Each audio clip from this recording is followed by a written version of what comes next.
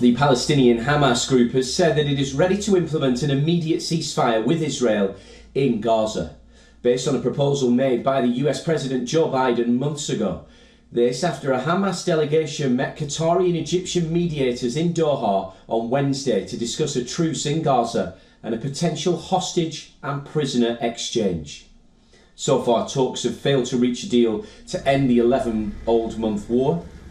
Sticking points in the negotiations include Israel's control of the Philadelphia corridor, a narrow stretch of land on Gaza's border with Egypt. The previous proposal put forward by US President Joe Biden in June laid out a three-phase ceasefire in return for the release of Israeli hostages.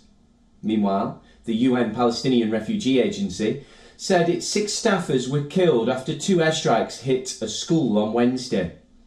Including UN staffers, 18 people were killed in these strikes. The UN Secretary-General Antonio Guterres slammed the killings of UN staff as totally unacceptable.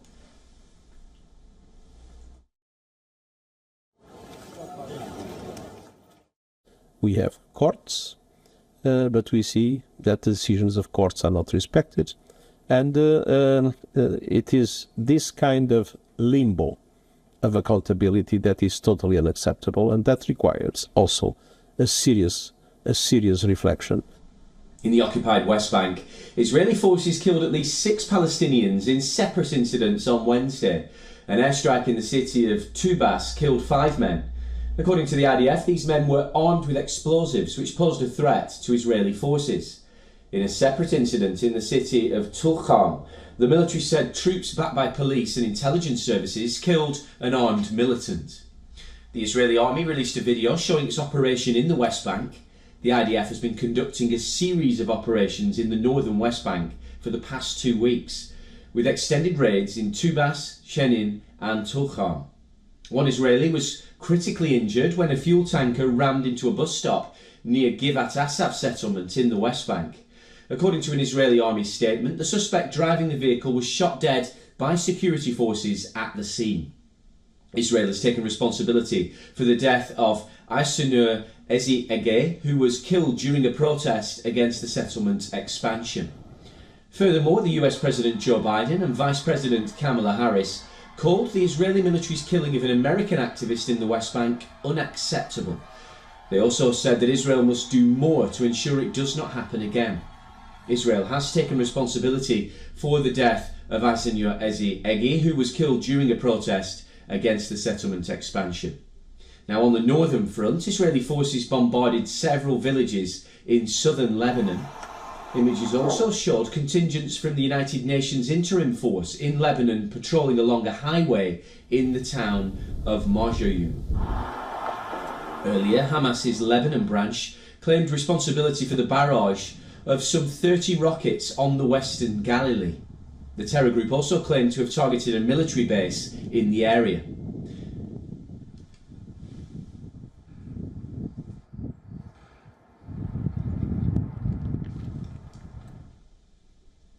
Well, our correspondent Jody Cohen is here to tell us more about the latest developments. And Jody, first of all, we're asking her about if there's any movement in the truce talks, given that Hamas has reiterated its old stance of agreeing to a deal proposed by Biden.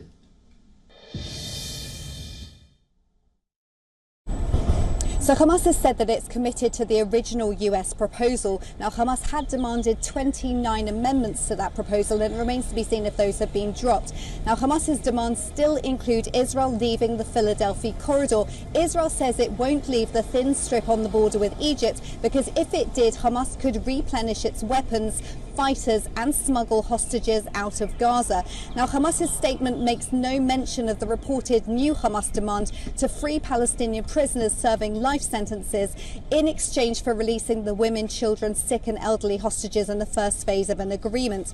Now, after Hamas executed 6 of the hostages, Prime Minister Netanyahu suggested that more concessions to Hamas would encourage them to murder more hostages. And he said that the minute Hamas understands that Israel won't bend on the vital issues like the Philadelphia corridor, there will be a deal. Meanwhile, US Secretary of State Antony Blinken has said that mediators would present a new proposal soon.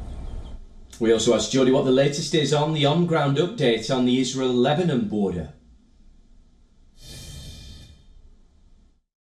In total, 100 rockets were fired at Israel from Lebanon on Wednesday. Hamas's Lebanon wing claimed 30 of those rockets, and the others were claimed by Hezbollah, Iran's proxy in Lebanon. Now, the IDF said that it's targeted terrorist sites in southern Lebanon in response. There have also been developments in Gaza. The UN said that 6 of its workers were killed in an Israeli strike.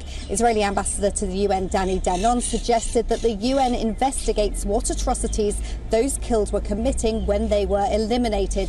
Danon also appeared to criticise the UN for not calling out Hamas for its use of women and children as human shields.